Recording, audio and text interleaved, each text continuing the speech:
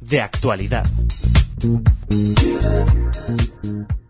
Siempre es una alegría hablar con alguien de Lucena, esa perla de Sefarad, esa ciudad andaluza que está haciendo tanto por recuperar su herencia judía. En este caso lo hacemos con José Antonio García Suárez. Hola, José Antonio.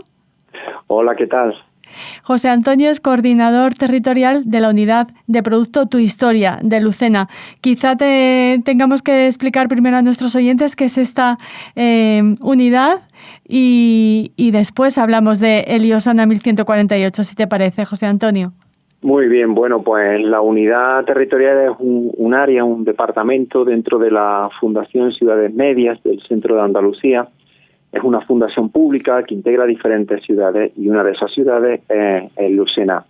Nosotros nos dedicamos a lo que es la gestión del patrimonio monumental de Lucena, desarrollando diferentes actividades, así como poniendo experiencias en el mercado turístico, bueno, pues para conocer parte de esa historia.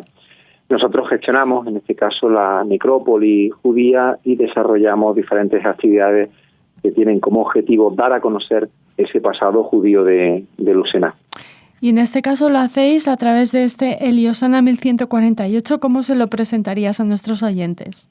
Bueno, 1148 es una fecha trágica en Lucena porque es la fecha en la que son expulsados los judíos con la llegada de los almohades a la ciudad de Lucena.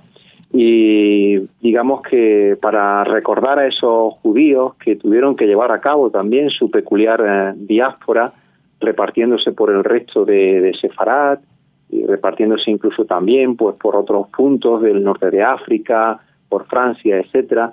Nosotros hemos puesto esta actividad, hemos organizado una actividad que lo que pretende es recoger cómo era la vida en Eliosana a través de diferentes escenas. Va a ser una visita guiada que vamos a desarrollar en el Castillo del Moral, en el Castillo de Lucena, donde aprovecharemos una parte del castillo pues para recrear esas diferentes escenas que tienen como objetivo fundamental pues explicar cómo era la vida en esta ciudad-estado judía, porque esto es muy importante y nosotros siempre lo trasladamos a nuestros visitantes. Lucena, Eliosana, era la única ciudad únicamente habitada por judíos. No estamos hablando de un barrio judío, sino que era una ciudad-estado en el medievo. ¿Toda la ciudad era como decías, era judía? ¿O la mayoría de la población era judía? Explícanos este concepto. Sí, era la única ciudad que podíamos encontrar en el medievo en Europa íntegramente habitada por judíos. Tenían una independencia con respecto a lo que son los reinos musulmanes que imperaban en la zona en ese momento.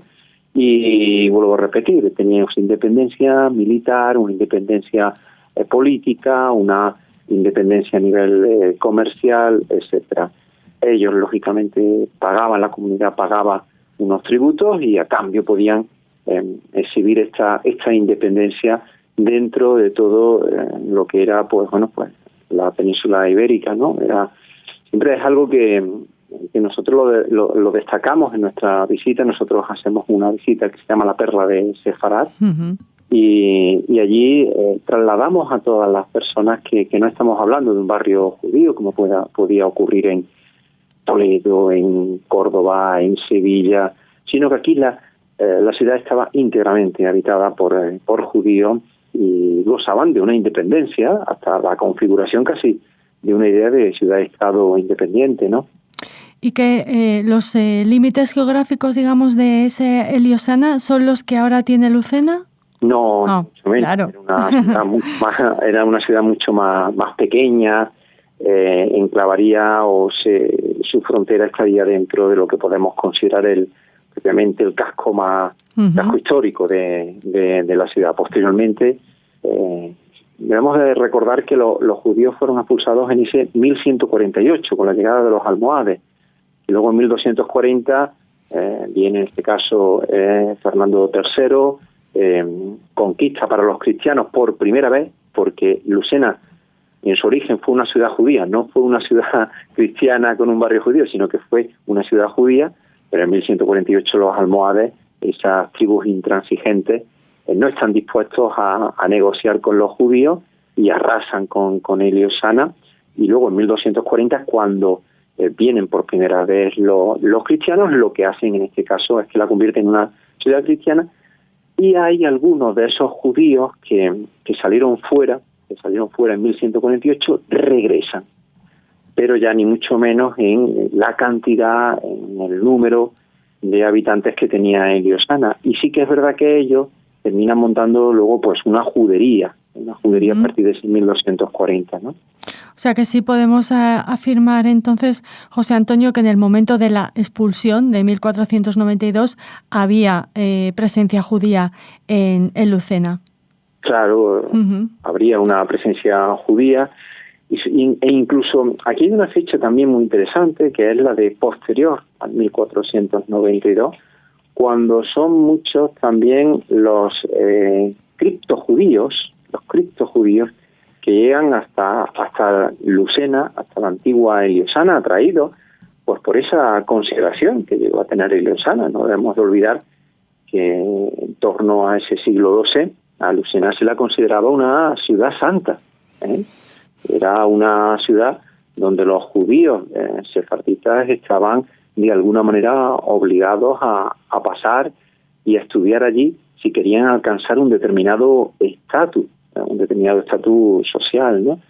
Y esto hace lógicamente que tuviera una grandísima importancia. Bueno, pues como yo estaba comentando, y yéndonos a ese 1492, en ese momento, lógicamente, allí hay también judíos, pero incluso posteriormente son varias las familias de criptojudíos. Incluso existe una vinculación entre las familias nobles que existieron en Lucena en el siglo XVI, por ejemplo, en el siglo XVII, y lo que eran, en este caso, unos orígenes judíos de esas familias, buena parte de esas familias nobiliarias, ¿no? Tanto la figura de ese criptojudío que seguía practicando su fe encristado en una religión cristiana, ¿no?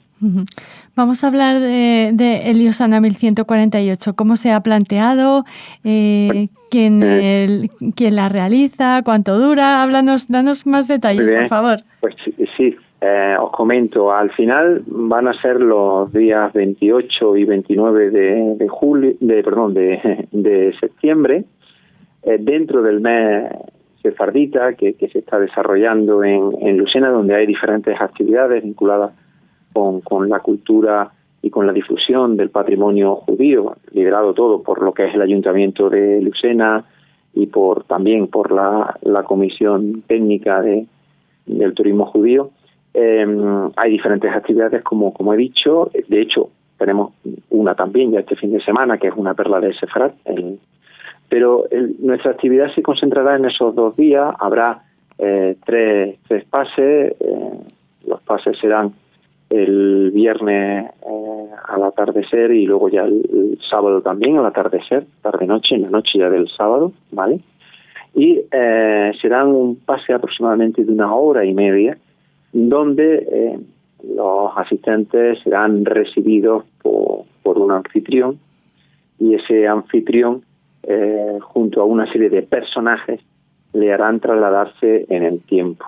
Vamos a recrear con personajes y con las explicaciones propias del guía anfitrión, vamos a poder recrear pues cómo fue la llegada de los primeros judíos a Lucena y la fundación de la ciudad de Heliosana. Vamos a hablar también, en este caso, pues de la actividad comercial de la escuela talmúdica de Heliosana, que tuvo un grandísimo prestigio, que cuando fueron cayendo las escuelas de Oriente, incluso cuando cayó también la escuela de Córdoba, pues se constituyó la escuela talmúdica de Lucena en un referente. Bueno, pues va a haber una escena también que se va a recrear y va a poder ver y contemplar la gente cómo era la actividad en una escuela talmúdica. Hablaremos también, como he dicho, de la actividad comercial. Tendrá lugar una boda, habrá también un entierro, una recreación de un entierro para que se contemplara cómo era un poco todo ese ritual funerario. Y bueno, terminaremos también con un banquete. Terminaremos con un banquete y finalmente, bueno, pues terminará la actividad y terminará con esa expulsión de 1148, ¿no? Yo creo que va a ser una actividad de 1 horita y media, entretenida, para hacerla en familia, que la va a poder hacer todo el mundo, donde a través de las explicaciones de nuestra guía, a través de esas recreaciones con un grupito de actores, vamos a poder sentir verdaderamente el espíritu de Eliosana en esos días. Desde luego que sí. ¿Qué diferencias hay entre Eliosana 1148 y la Perla de Sefarad? Bien, la Perla de Sefarad es una visita guiada, donde se realiza una visita guiada por los diferentes enclaves que tienen una vinculación con la historia judía de Lucena. Es solamente un guía, ¿vale? Bueno, una guía, no hay ninguna recreación teatralizada ni nada. Es una visita que, partiendo del Castillo del Moral, pues nos lleva a lo que es el barrio antiguo de Santiago, nos llevan a estar presentes en lo que era la antigua sinagoga, también nos lleva a un palacete barroco de un cripto judío y se termina en un punto referencial como es la necrópolis judía. Y es una visita que suele durar aproximadamente 2 horas y media. Y Eliosana 1148, todo tiene lugar en el castillo, aprovechando el foso del castillo de Lucena, y aprovechando también lo que es el patio de armas de esta fortaleza. Recreamos todo y explicamos todo en el interior del castillo. Bueno, pues tiene una pinta interesantísima, José Antonio. Es una manera estupenda de enseñar historia y de enseñar ese pasado y ese legado con el que cuenta Lucena. Efectivamente, es una fantástica oportunidad, pues, para conocer ese legado nuestro, ese legado judío sefardita tan impresionante que tenemos en nuestra ciudad, y que aprovechamos pues cualquier momento pues para trasladarlo. Y yo creo que hay una concienciación muy grande por parte, en este caso, del ayuntamiento, la propia fundación, el resto también de partidos políticos, de la corporación, en definitiva un grupo de gente que están volcados para dar a conocer ese patrimonio y esa historia que forma parte de nuestra esencia, de la esencia de ser también lucentino, ¿no? Pues aquí lo dejamos. Os felicitamos por esta iniciativa y por el resto de iniciativas de ese mes sefardí, y por ese esfuerzo continuado de Lucena por, como decimos, reivindicar esa herencia judía. Muchísimas gracias, José Antonio. Muchísimas gracias a vosotros por haceros eco de estas actividades.